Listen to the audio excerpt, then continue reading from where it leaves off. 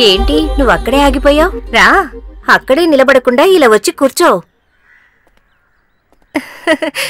నేను జ్యోతిషుణ్ణి చూద్దామని వచ్చాను. ఏంటి అంత అర్జెంటుగా ఏమైనా చూడాలా?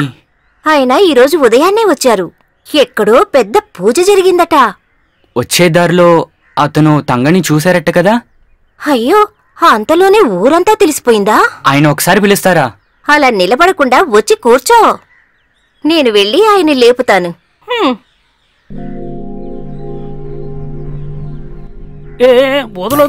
ఎంతసేపండి, పదండి. మీకోసం ఎవరో వచ్చారు. అవును, బయట నిల్చొని ఉన్నారు.